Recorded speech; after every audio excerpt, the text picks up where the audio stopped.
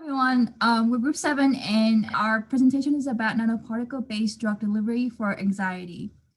In the United States, anxiety is the most common mental disorder, which affects 40 million adults or 18.1% of the US population. Only 36.9% receive treatment. Several types of anxiety disorder include generalized anxiety disorder, post-traumatic stress disorder, and social anxiety disorder. Anxiety mainly affects the limbic system, which deals with emotions and memories. We are specifically looking at the amygdala, which is a part of the limbic system seen in the rotating brain below, and they are the green blobs seen there. The amygdala is linked to threat assessment and fear processing, and in anxiety, an elevated activation of the amygdala correlates positively with the severity of symptoms. Anxiety is caused by an imbalance of chemicals in the brain. There are many chemicals involved in anxiety. However, we are instead focusing on glutamate and GABA. Glutamate is an excitatory neurotransmitter found in excess in some cases of anxiety. GABA is an inhibitory transmitter that is dysregulated in patients with anxiety. Typically, these two balance each other out in the brain. However, in anxiety, this balance is not achieved. As such, there is an increase in the excitatory neurotransmitter or a decrease in the inhibitory transmitter, but in some cases, there is the presence of both of these factors. Current treatments for anxiety include therapy and pharmaceutical drugs. For therapy, cognitive behavioral therapy is particularly popular for treating anxiety, and it's marked by making efforts to change the patient's thinking patterns. Two types of drugs that are used specifically to influence the transmission of the inhibitory neurotransmitter GABA are barbiturates and benzodiazepines. A typical benzodiazepine is something like Xanax. In order to compare these, we are looking at a specific occurrence, specifically a panic attack. A panic attack is an episode characterized by a rush of intense mental and physical symptoms. The majority of panic attacks last between 5 and 20 minutes. So for 5 and 20 minutes, a patient may be experiencing elevated heart rate, sweating, nausea, shaking limbs, and churning stomach. In regards to our current treatments, there are many limitations that can occur during a panic attack. To start with therapy, therapy is a more preventative measure than a treatment for panic attacks in that a therapist is not always present when someone is going through a panic attack. A person can be given tools and strategies to counteract the effects of a panic attack, but that's dependent on a patient's ability to actually be able to apply those strategies. Barbiturates are a type of drug that regulate the inhibitory neurotransmission. However, there's been a decline in use of these due to the severity of addiction. In the 20th century, they were used as a sleeping pill. However, the withdrawal symptoms sometimes resulted in death. As such, it's not used as commonly now. Benzodiazepines have the same functions of barbiturates. However, they are also highly addictive. Daily use for 6 or more weeks will result in dependency for 4 and 10 users. Also, in the application of a panic attack, the fastest benzodiazepines begin acting in 30 minutes, which is beyond that threshold of 5 and 20 minutes for a panic attack. Given the drawbacks of current treatments, our team has come up with a brain implant which utilizes zinc oxide nanoparticles to treat anxiety. Zinc oxide has only been approved for a limited number of applications clinically, mostly for cancer. However, it has been proven to have anxiolytic effects in rats. In order to dispense the nanoparticles, our device takes inspiration from an epilepsy implant model. This model was located in the amygdala. As the amygdala is the primary fear center in the brain, direct drug release to this location is ideal. So how will zinc oxide function to reduce the impact of anxiety in patients? Well, zinc oxide and glutamate are co-released from presynaptic terminals in interneurons. By increasing the extracellular concentration of zinc, this regulates the release of both zinc and glutamate. Additionally, as glutamate and GABA levels are co-regulated, the decrease in glutamate increases GABA production. This results in so-called calming effects. Ideally, the device would release a dose of 0.76 milligrams per kilogram of weight or less. This value is the human equivalent of an intravenous dose proven to have anxiolytic effects in rats. However, by directly targeting the brain, the drug does not pass through the blood-brain barrier and directly targets the amygdala, meaning that a smaller dose may be possible. In order to achieve this desired treatment, our device had some specific functional requirements. First, the device needs to be able to detect rising glutamate levels to recognize anxiety starting to build. The device needs to be able to respond to these rising glutamate levels and release an appropriate fixed amount of zinc oxide nanoparticles depending on the patient. These nanoparticles then need to target GABA receptors and to upregulate the release of GABA. While our implant in the brain won't be exposed to many stress or forces, it needs to have a modulus greater than approximately 400 pascals, which is similar to the softest tissue in the body, like the brain, to ensure it doesn't fail. These functional requirements led our team to come up with specific design criteria. We wanted to design a device that is biocompatible and durable so that it can last the rest of the patient's lifetime and has no need for further intervention due to the risk associated with brain implantation. It would also be ideal for the device to be inexpensive and have simple processing and manufacturing. And it would be ideal for our device to have to be adjustable for patients with specific needs. Given the design criteria, our device is comprised of a main titanium reservoir. This reservoir holds zinc oxide nanoparticles, which are released when a glutamate biosensor senses a change in glutamate over an individualized threshold. For implementation, we plan to use a stereotactic surgery. The implant would be sterilized with an autoclave, and the patient's brain would be MRI imaged in order to locate the amygdala. A small incision would be made and a tiny hole would be drilled in the bowl.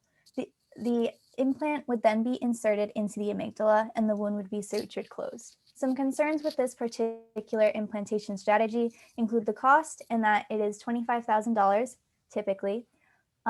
Also, this surgery is typically used for the removal of lesions. There isn't much literature regarding the implantation with this procedure. Additionally, there is the fibrous encapsulation effect on nanoparticle release. We are anticipating that this implant will be affixed via fibrous encapsulation. However, we do not know how that will impact the drug release.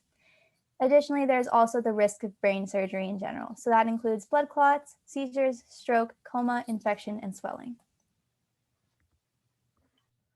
When the device is implemented in the brain, it is expected that it will induce a chronic inflammatory response.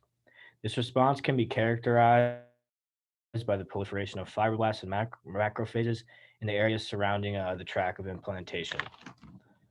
It is also expected that in the final stage of wound healing, the implant will undergo fibrous encapsulation, which is considered a normal response. In the device that our design is based off of, this encapsulation did not inhibit the drug release process, which lends us to believe that the nanoparticle release process will not be inhibited as well. Due to the novel nature of this device, this cannot be known for sure until further testing is carried out. As previously mentioned, the encapsulation of the device helped contribute to the structural integrity and the conservation of the space position of the implant. The surrounding encapsulation also has been shown to not prevent the proliferation of macrophages, fibroblasts, or foreign body giant cells. This then transitions us to our manufacturing, which is broken down into two processes, the synthesis of zinc oxide nanoparticles and the synthesis of titania. Utilizing a green synthesis method for zinc oxide nanoparticles allows for a process that is environmentally friendly, cost-effective, and biocompatible. While this green synthesis method can be done using plants, bacteria, or fungi, we chose to fabricate our nanoparticles with the plant aloe vera. In summation, this process consists of mixing aloe vera extract with a zinc sulfate solution to create the nanoparticles. The nanoparticles fabricated using this method have shown to have anti-inflammatory and anti-biofilm properties, and they can be made with a size distribution from around 8 to 20 nanometers. The materials for this process can be purchased relatively inexpensively. From Fisher Scientific, you can buy the zinc sulfate for $19 for 500 grams, and the aloe vera leaves can be purchased pretty much everywhere for around $15 to $28, depending on how many you buy. This then brings us to our manufacturing of titania. For titania, we chose to use a sol gel processing that could implant desired features such as porosity, which only allows us to use simple equipment and a low processing temperature. We'll be using an alcohol-based processing method that utilizes the metal oxides shown here as a start point. The process can be summarized in the diagram on the right. We'll be following the gelatin pathway to create rods of titania. One disadvantage of this method is that the precursors, as seen below, are relatively expensive. The TiOC2H5 you could buy for $216 for 250 grams from Millipore Sigma. Overall, this device is advantageous because it allows for the immediate release of drug during times of high anxiety, including panic attacks. It also avoids the blood-brain barrier, making it an efficient and accurate drug delivery system. Unfortunately, we anticipate that the manufacturing costs will be high as the device needs to be tailored to an individual's weight and glutamate threshold. Additionally, invasive brain surgery should only be considered for severe cases of anxiety as it has the potential for complications. To verify the performance and safety of our solution, we designed functionality and biocompatibility experiments and assays in accordance with the functional requirements and the recommendation from the ISO standard 10993, Biological Evaluation of Medical Devices. The first functionality test is a drug-controlled release. The device is placed in the physiological serum and the change in concentration of glutamate and zinc oxide nanoparticles are measured.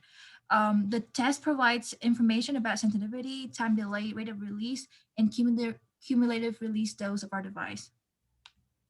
In vivo studies in rat models with implantation of the device with its full features is conducted and MRI is used to analyze drug targeting specificity. We also conduct the efficacy test to evaluate the performance of our solution in vivo in rat models to compare against current solutions. The in vivo results are also crucial for general biocompatibility testing as it provides local toxicology and implantation information.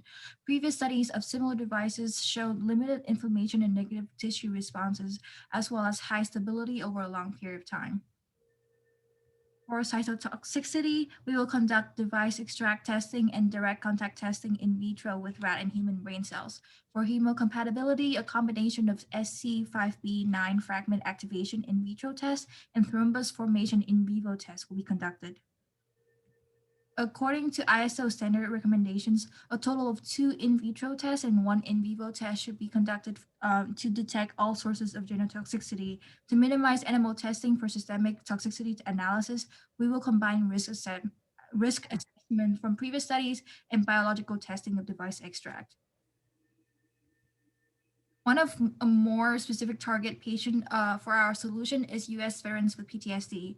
PTSD, or post-traumatic stress disorder, is an anxiety disorder resulting from a traumatic experience such as extreme injury or severe psychological shock. According to US Department of Veterans Affairs, nearly 17 veterans die each day from suicide.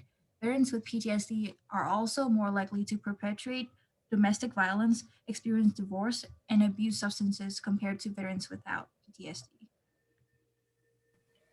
We believe that our device will be applicable in this particular application because of the similarity to other anxiety disorders.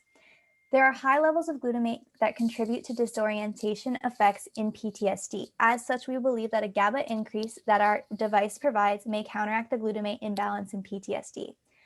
PTSD is now typically treated with SSRIs. 89% of veterans are treated with SSRIs. However, no more than 20% of veterans with PTSD are effectively treated. There is no current research regarding the use of GABA for PTSD. However, this is largely because SSRIs are FDA approved for the treatment of PTSD, so they are typically prescribed first. But doctors will prescribe GABA-inducing drugs such as benzodiazepines, but there isn't much literature regarding its effects on PTSD. These are our references, and thank you so much for listening.